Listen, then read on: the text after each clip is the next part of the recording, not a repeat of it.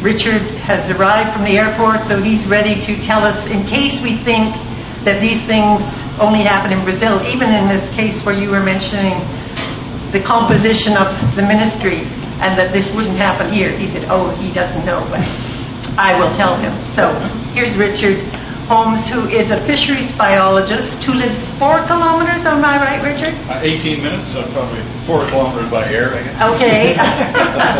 From where the tailings dam burst in Mount Polley. So he's somebody who has worked professionally in that area for many years, but also for 40 years has lived and made his home there. So he brings a variety of perspectives to the question from that very intimate knowledge of the Mount Polley situation. So welcome, and we're looking forward to hearing the story of Mount Polley. Thanks very much. It's nice to be in Toronto. I haven't been here for a while, and it's nice to see so many folks that have come out. I tell you what's a little bit disappointing is there's not enough youth here, because our talks are really about the future. It's about, we're the ones that know what happened, and we'd really like to see the youth engaged a bit more in preventing it from happening again. I guess we haven't done a great job in telling our governments what we want. And if so, they're not listening, I guess, and I think Bruno could concur.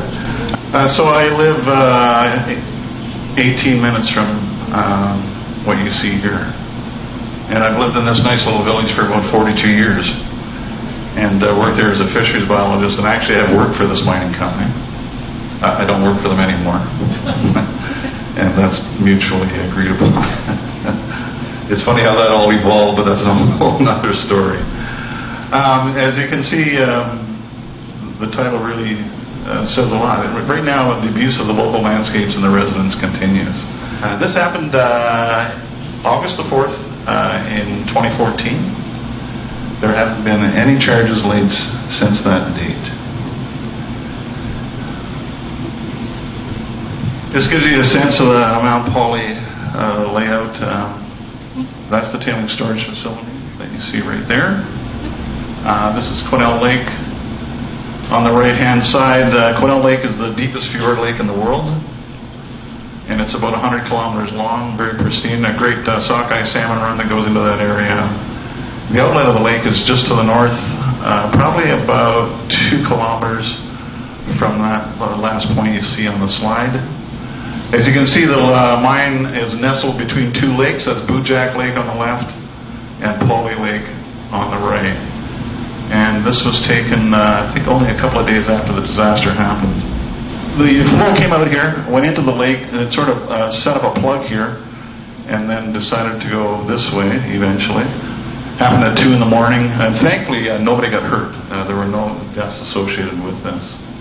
No human deaths associated with it. This is Hazeltine Creek, which was completely devastated, as you can see. These are bits of wood debris that came out of here, and 25 million cubic meters of water and waste and natural scour ended up in Quesnel Lake. Deepest fjord lake, created by glaciers, I guess you would say. So you could liken it to Norway, the saltwater inlets or the marine environment in Norway. Those are called fjords because they were created by glaciers as well. And it is quite deep. It's, I believe, 1,400 meters deep. It's just astounding how deep it is. As you can see, it's very narrow. That's at the outlet of the outlet of Hazeltine Creek. That's probably only about a kilometer or a kilometer and a bit wide there.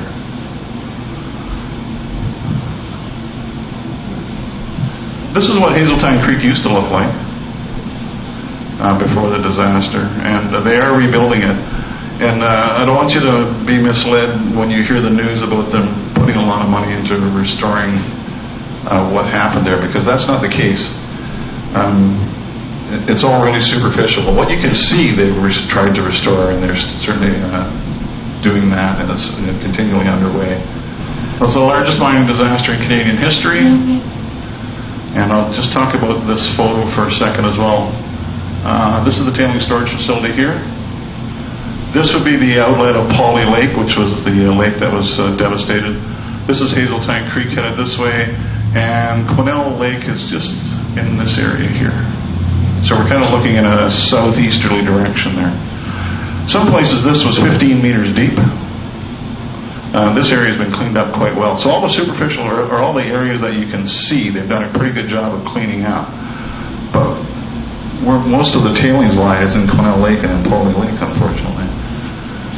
Murray Edwards, if you haven't heard of Murray Edwards, he's a major shareholder in this mining operation. He's really active in the tar sands in Calgary or in Alberta, where they've left an enormous mess and continue to do so.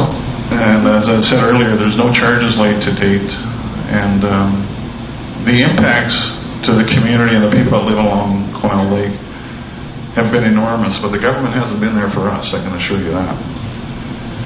They've been there for the mining company from day one. This is a photograph of a potential future premier, actually. This is John Horgan, who is the leader of the NDP in our province, who may form a coalition government with the Green Party in the coming days, probably as early as Wednesday, but we're not sure what he's going to do yet. But he gave us a call and wanted to go out on the lake, and this was about 2 days afterwards. I think it says the 6th of August. So we took John out for a tour on Quesnel Lake. In 1989, when they developed their first mine plan and permit to mine, the second bullet says, little if any direct influent discharge is expected. That was a quote from their own documents. But by 2007, they realized that they had a surplus of water in sight. And I don't know how they and their highly professional consultants could have missed that. Because we do live in the interior wet belt of BC, and we get a lot of rain there. There's a lot of water that comes down, and I have no idea how that was missed. Was it intentional? It's a good chance. How did they get this so wrong? And were we misled from the beginning? Are questions that we continually ask ourselves. Once again, that's a tailings storage facility on the right, and this is just a little bit further down from that earlier shot. Once again, Quesnel Lake is in the distance here, about 7 miles away. And this is the flow pattern. Like I said, went into Polley Lake first, and then started to move down Hazeltine Creek. Now, the first bit of business that the government put together was to develop, this is after the disaster happened, was to put together an expert engineering panel of 3 people, and they were very highly qualified, there was no doubt about that. But the terms of reference that they had to work with was very narrow. They were not allowed to sign blame. But I included a couple of comments. I mean, there's a wealth of information out there. If you ever find the time you want to dig deep into this tragedy or into this disaster, you could read for days, weeks, months. There's so much out there on this. It certainly doesn't answer all of our questions yet, though. A couple of the quotes from their report. While economic factors cannot be neglected, neither can they preempt best technology. And we're actually dealing with that even today, and I'll get to that later on in my talk. It's about what they're doing today.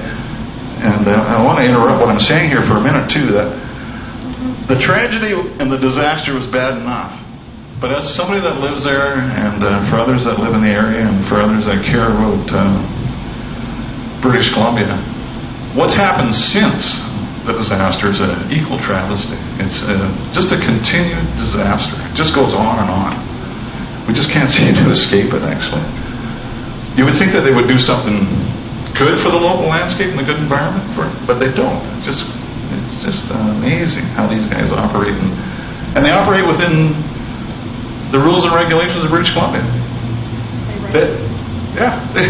This is just the way our government has it all set up for the mining companies in British Columbia. The second quote that I wanted to include for this talk is, it is not clear to the panel why it took so long to design and implement a water treatment strategy that would provide for a significant reduction in the amount of surplus water stored on the TSF. They went back and forth for 7 years trying to determine what they were going to do with this water. They had no place to put it. They had no really effective water treatment plans in place. Before the disaster happened, they had a prototype to do reverse osmosis. We had to tour that plant. before the disaster happened. But for 7 years, they kept accumulating water, and it ended up going in the tailings storage facility.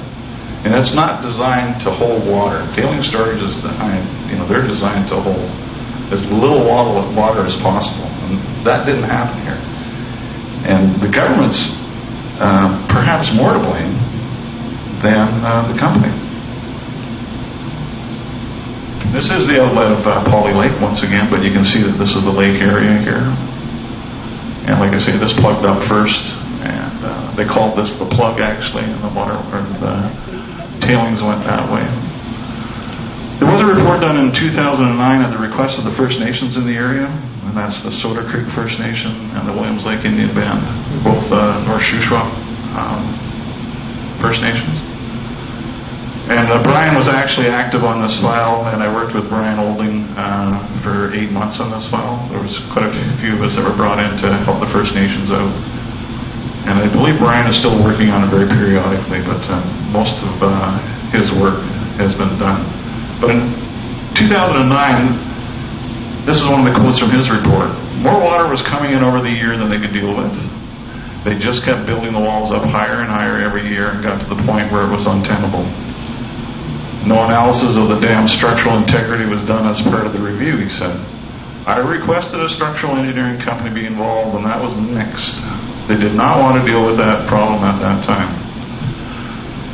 Now, I just caught the tail end of Bruno's talk, and I noticed in one of his last slides he talked about tailing storage facilities, that the technical aspects are not necessarily the problem, and that it's political.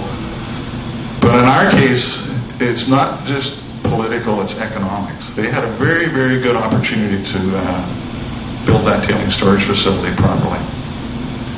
And prior to the disaster happening, a few years prior to the disaster happening, they were building another mine called the Red Chris Mine in northern British Columbia, which is in a watershed that drains into Alaska, and it's got them very nervous, actually. But what was going on, this is from people that I knew on the site, and some of these people were foremen on the site, that kept asking for large haul trucks to bring more rock to shore up the dam. And they were told, no, these trucks are going to haul ore to the mill. And this went on for weeks, apparently. There was full knowledge on the site that the dam was probably going to be in some sort of trouble if they didn't shore it up more. But they kept wanting to make money to fund their Red Chris dam, or their Red Chris project up in the north, which is operating actually. The second report that came out was from the BC Chief Mining Inspector. That was in November of 2015, so a little more than a year later. And his mandate was a bit restricted as well. He couldn't assign blame to individuals. And he came up with the three main causes: geotechnical failure, which we're all well aware of. Dam breach mechanism was hydrologic, and what he means by that is that there hadn't been so much water in the tailings storage facility, it probably wouldn't even have made it to Quesnel Lake. It would have probably not had enough water to get it there. It would have certainly done some damage to Hazeltine Creek and some damage to Polley Lake, but because there was so much water in the tailings storage facility, it just carried on right to Quesnel Lake. But he did make this great comment: the root causes of the event were organizational, and by that, I think he means the company. But since then, we've certainly realized that the government was just as much a problem as the company.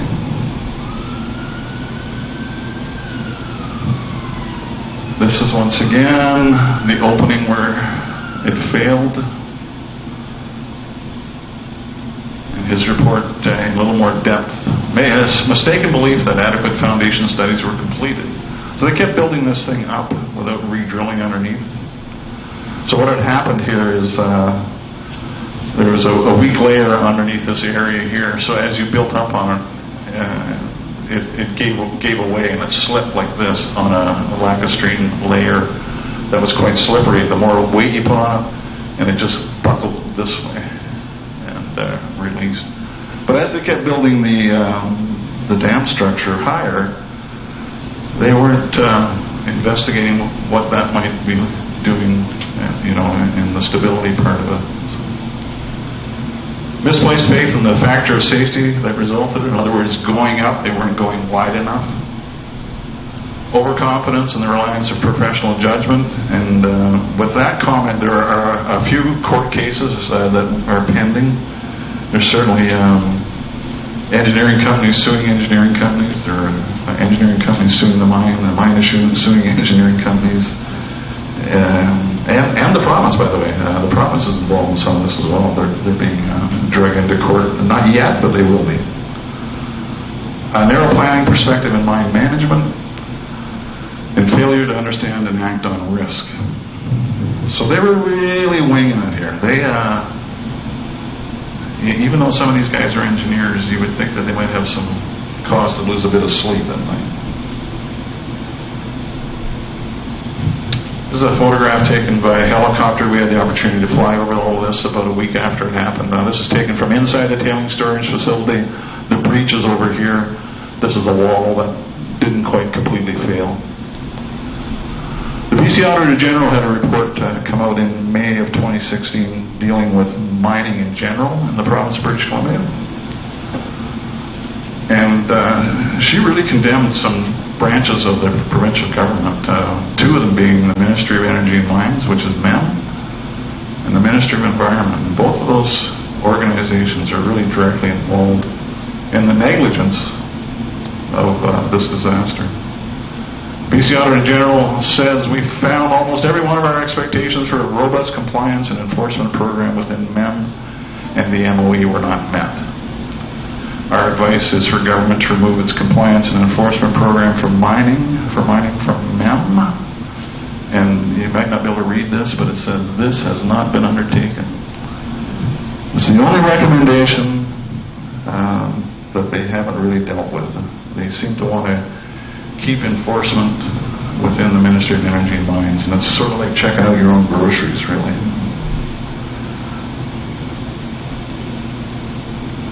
There is an ongoing investigation that started the day it happened, and we hope to know more before August 4th, because the window to lay charges closes for most of this by then. You can't quite probably see it because of these lights, but this is really milky water. It's like glacier-looking water, and it should be crystal clear. So that was one of the effects. It was very visual effective. There was a lot of sediment coming down. This is Quesnel River. The outlet of the lake is just upstream here, about a kilometer. So charges have also been laid by MiningWatch BC, and I think Ugo will be around tomorrow, perhaps. Ugo will play. But those have been stayed for now, and I'm sure he can elaborate more on that than I can.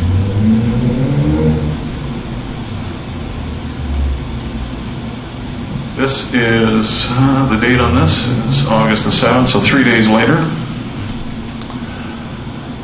This is Premier Christy Clark and BC Mines Minister Bill Bennett, who has since resigned. He didn't run in this last election. Minister of Environment Mary Polley. And those are the only MLAs and the Premier. As you can note, aptly dressed. They're both dressed in black. I'm not sure if that was significant or not, but it seems like it is to me when I looked at the photo. It's like the Black Knights.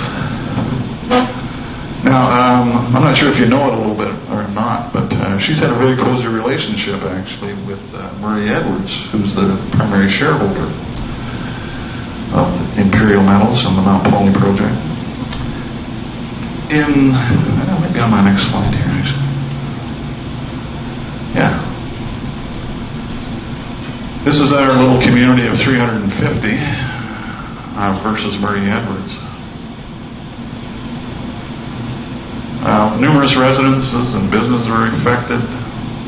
The government was so kind they gave us a $50,000 government grant for our local district chamber of commerce, which works out to about $125 for each person that lives there.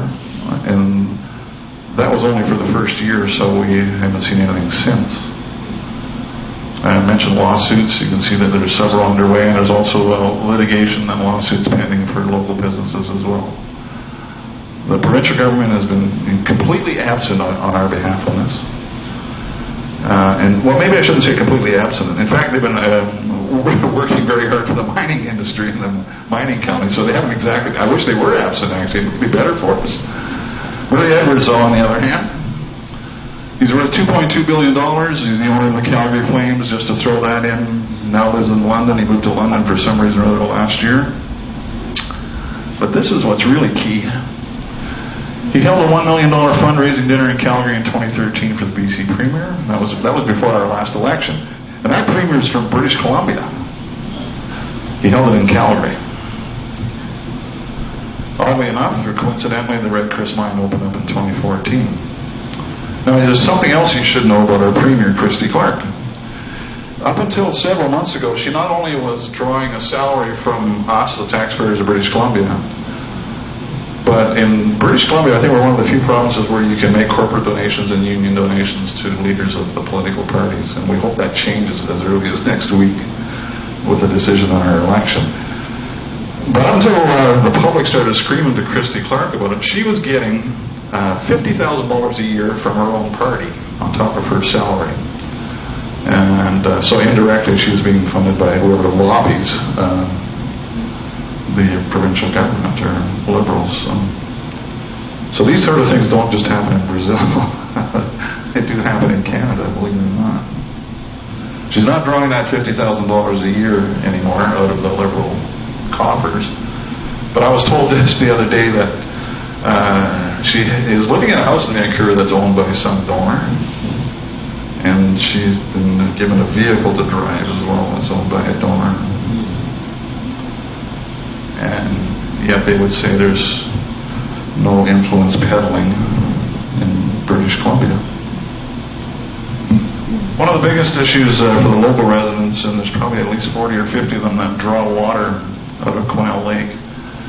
And this is a photograph of a friend of mine's water filters as a result of the disaster. This is a new filter. This is a filter that was installed for a year before the breach happened.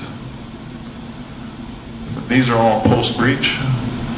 This one was 2 weeks old, and these are in a time sequence, so they'll get a little bit better. This was 2 weeks old. This one's 42 days, and this one's 2 months. But to this day, I had coffee with him the other day. To this day, he changes filters a few times a month. And the lake, because it's such a large lake, it moves that tailings around. They're called sèches. Because it's such a large lake, you have to imagine that like a bathtub. If you drop something in the bathtub, the water sloshes back and forth if there's a big wind event. And there's also overturn in lakes, spring and fall, where upwelling, the colder water goes to the bottom. And when that happens, there's a noticeable difference in the water quality in Quesnel Lake. There you can see some of the milky water. And the fiasco started not long after the disaster happened. So people started wanting water because they were used to getting water out of Quesnel Lake. So the company, through the local government, started providing bottled water. But until we started asking them to deliver water, they made people go and pick it up. And some people had to drive 15, 20 minutes. Some people had to drive a half an hour and go pick up bottled water. So we finally convinced them that maybe they should deliver it, which they did. But you wouldn't think you would have to ask them to do that. But you do. So then they had this great idea that they were going to put water filter systems into houses that needed it, which is great. That's a wonderful and great idea. But it didn't work. The filters and the systems that they installed couldn't handle the amount of sediment that was going through, and people were having to change their filters every couple of days, and that cost was going to be borne by them. So that didn't work out that successfully either. And then the government stepped in and said, well, in British Columbia you shouldn't be drinking any surface water anyway. So thank you very much. It's a picture of Hazeltine Creek, some of the destruction that occurred there, and compare that to that pristine photograph that I showed you earlier. We talk a bit about community voice, and it's a lot of lip service being played by the company and by the government when you talk about consultation on this. If you spoke out during those first 6 or 8 months before they get up and running again, you were not rehired. If you were a contractor, if you were an employee, if you were a consultant, you didn't work there again. You were not welcome. Before the disaster happened, I sat on a public liaison committee, and I was happy to do so. I don't mind stepping in and helping our little community out. After the disaster happened and the dust settled, so to speak, for a while, they started thinking about having public liaison committee meetings again.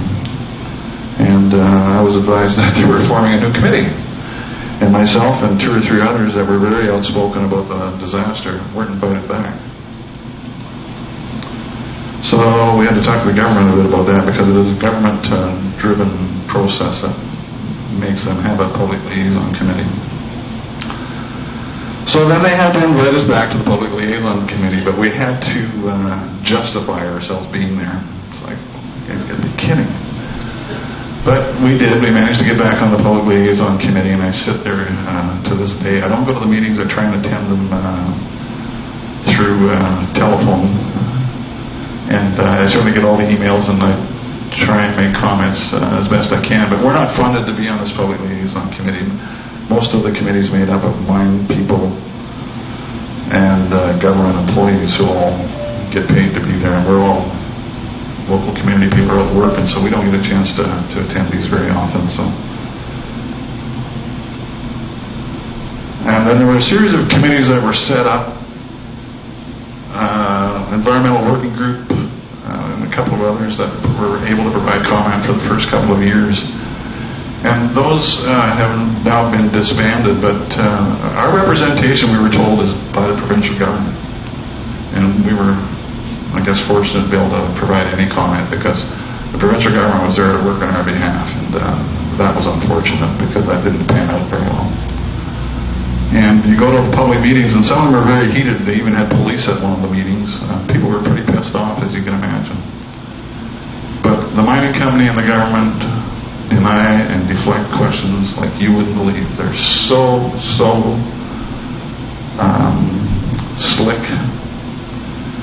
You know, when they opened this mine up, I remember going to the public meetings in the late 1990s. And one of their terms to get their mining permit was that all water would be treated on site. That's how they got their initial permit. So for those of you out there that are looking at perhaps a mine coming into your area, I would be very wary about what they tell you. They will tell you anything to get their foot in the door. And once the mine permit is issued, all bets are off. It's all about jobs then. And you can't imagine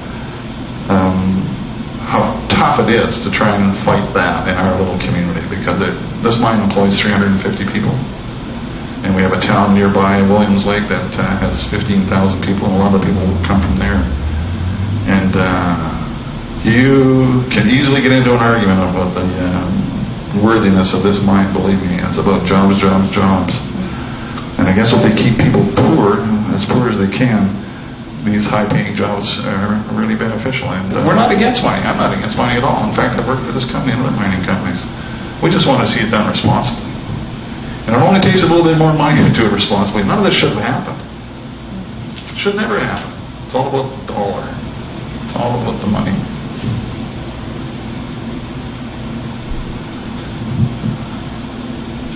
This, once again, is Hazeltine Creek. You can see the wide swath it is now. Some places it was 300 or 400 meters across. Polluter pays? Not a chance. Not a chance. This is what happened in this situation. And in fact, that photograph of the government folks on the creek there in Likely, a couple of days after the disaster, that's where Mayor Kuyek announced that the polluter pays. Don't worry about it. But what really happened is it becomes tax deductible as cleanup for them. 35 cents of each dollar actually came from the taxpayers to date. because it was tax deductible. They got, believe it or not, they got a tax refund out of this. And Murray Edwards is personally benefiting from it because he ponied up the money because the mine couldn't afford this disaster. And I'll make a comment about that when I close, actually. It should never happen like this. Hopefully it won't happen like this again. He did have the money, and he put up the money to help clean up this, but he's going to benefit from this. He's guaranteed 6% return on this disaster cleanup fund. So this is a settling basin.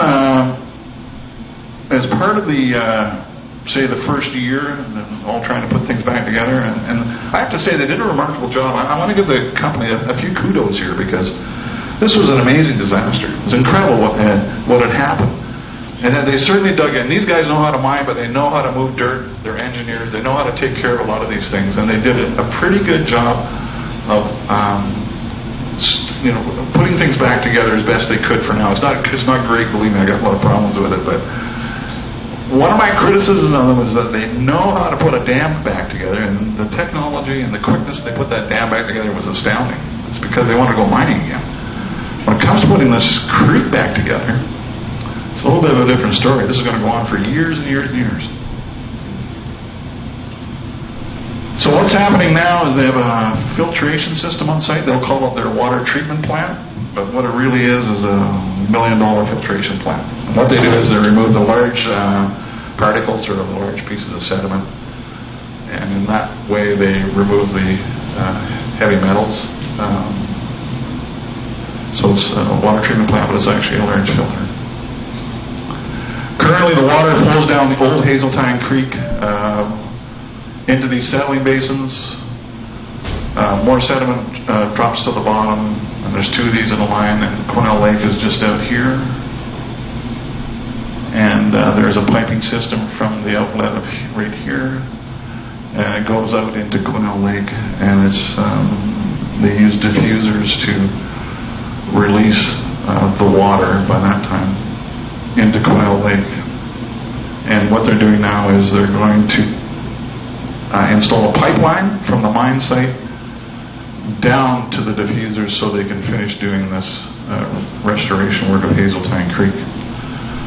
However, and I had to write a little email to the mine just the other day about them probably describing what they've been doing on Hazeltine Creek and other aspects of their work up there. But one thing they neglected to mention was that they're using Quesnel Lake to dilute their effluent discharge. You would think in their public documents they would provide the full story, but they didn't. So I'm asking them to do that. Well, see, I could rather doubt they do. They don't even answer my emails anymore, so persona non grata.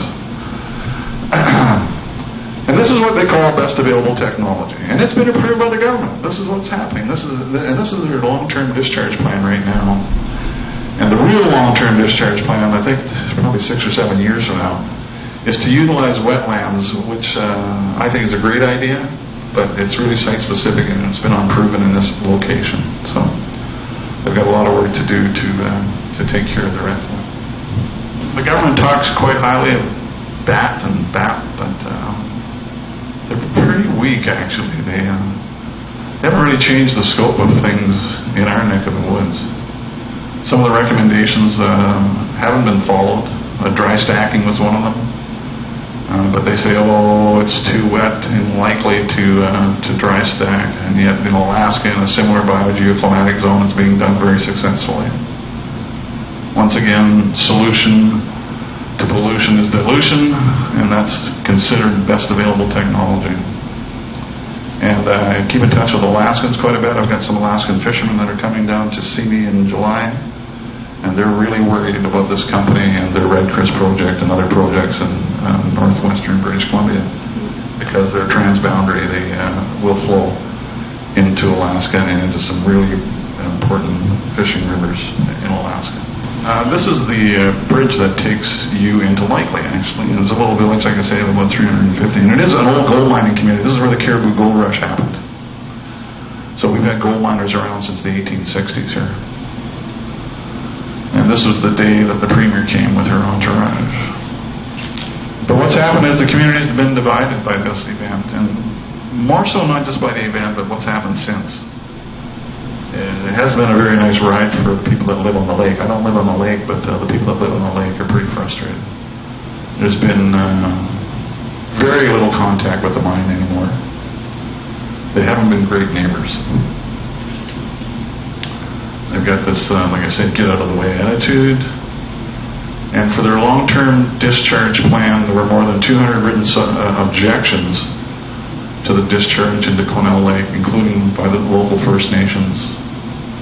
And it didn't make any difference.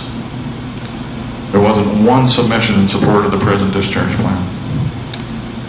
It may be lawful, but it's certainly immoral. The company did not have to follow regulations. They could have stepped it up a little bit and taken the initiative and become good neighbors, but they chose not to.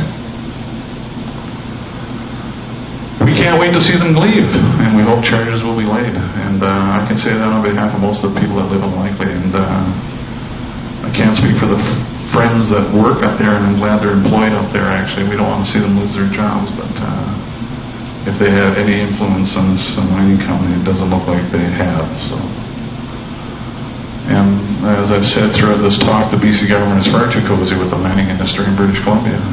Anytime you have the Premier getting $1 million fundraiser from the primary shareholder of Imperial Metals, it makes you wonder.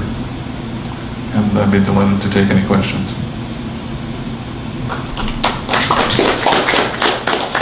So for the good news, we're turning to Joan Kuyek. After those two very tough stories. Joan was one of the founders of MiningWatch and was the founding general coordinator of MiningWatch many years back. How many years back, Joan? 1999. Okay, so from 1999. But somebody who has had her eyes on mining both here in Canada and other parts of the world for many years. So Joan, some comments from your side, please. I'll try and be brief, but I want to sum a few things up, I think. The first thing I'd like to say is I lived in Sudbury till I went to work for MiningWatch, which is where the Valley Mine is. And Sudbury is it's destroyed 80,000 square kilometers of soil, and there is 2 huge mining companies there that have been there for over 125 years. So the extent of the damage in Sudbury is remarkable, and all there is to protect the people there should something ever go wrong, God forbid, is a $652 million self-assurance line on the company's balance sheet. So it's important to realize that these kind of impending disasters are everywhere in this country and around the world. Mining is a waste management industry. For every gram of gold that's mined, there's 99.99% or more left behind in tailings and waste rock. So it's really important to understand that whenever people are talking about mining, they're talking about waste that's going to be there in perpetuity and is often toxic. If there are smelters and refineries in the same area as there are in Brazil, in Peru, in Canada, and the United States, they expand and multiply the numbers of problems that you're going to have from the mine. So we don't get our metals without an enormous environmental and social cost and huge risk to future generations, as Richard pointed out. And the costs of looking after these mine sites forever is something that we don't deal with at all. The amount of money that we have set aside to help people who live, say, in the Mackenzie River system and are downstream from 237,000 tons of arsenic trioxide that's stored underground at the giant mine is infinitesimal, so the government has ended up having to pick that up.